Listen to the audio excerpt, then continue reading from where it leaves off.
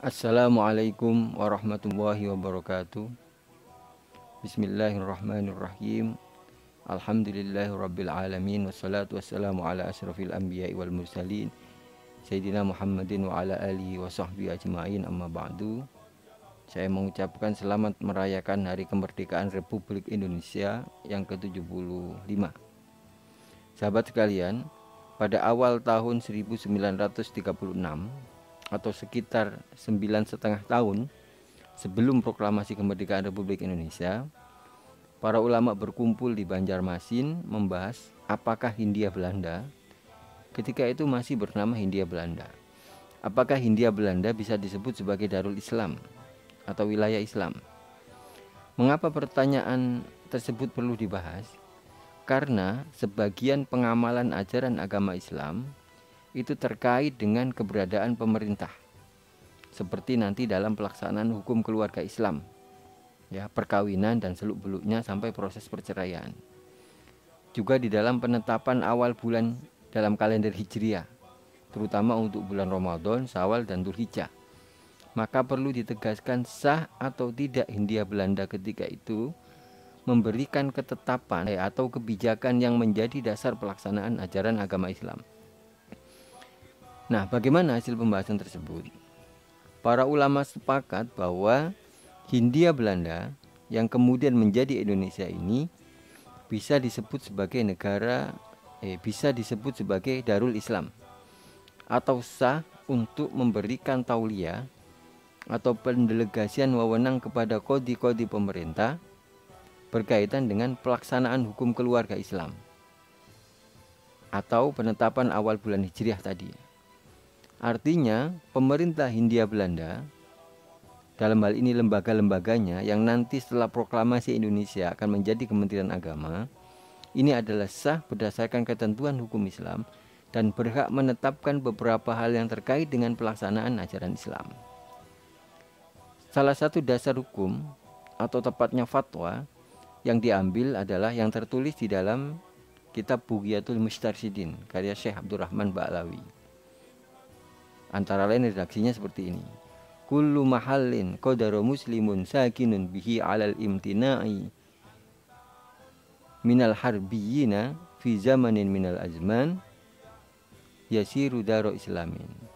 Setiap kawasan atau tempat yang ditinggali umat Islam dan umat Islam itu mampu menghalau para pengacau pada suatu zaman, ya, artinya sudah otonom menjadi kawasan yang dihuni oleh umat Islam. Ketika itu ada kepemimpinannya yasiru daro Islam, maka ini disebut sebagai Darul Islam.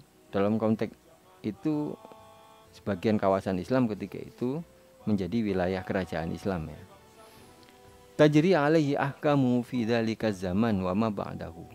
Maka di kawasan itu, Hindia Belanda itu, berlakulah hukum Islam pada zaman tersebut wa ma ba'dahu dan setelahnya. Wa inin qata'a imtina'ul muslimina bi istila'il kufari alaihim wa man'ihim min dukhulihi wa ikhrajihim minhu wa hina idin fatasmiyatuhu daru harbin.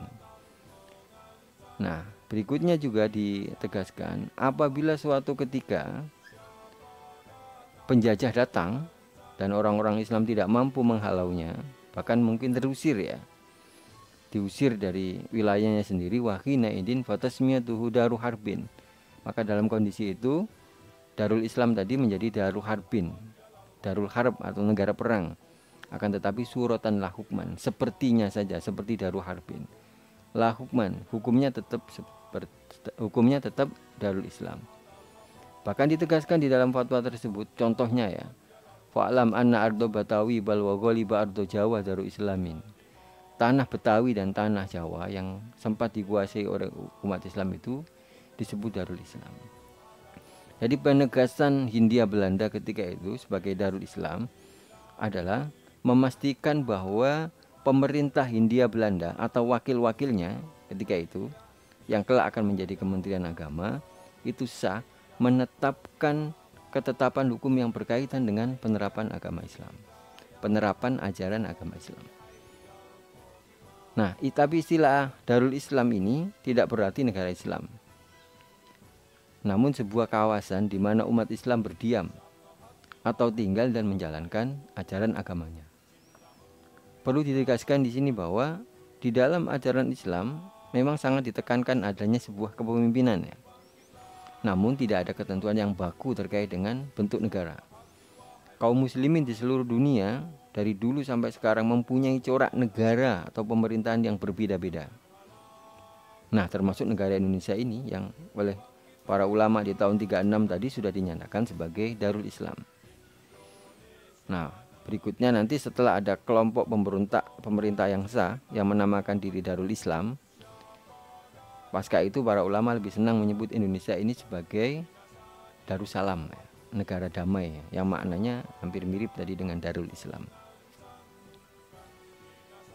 Sahabat sekalian, ada juga peristiwa penting yang perlu diingat. Setelah kemerdekaan Indonesia, kemerdekaan ini diproklamasikan, tentara sekutu yang diboncengi Belanda ingin kembali menguasai Indonesia, menjajah Indonesia. Nah, para ulama yang bermusyawarah di Banjarmasin tahun 1936 itu kemudian mengeluarkan fatwa tentang resolusi jihad.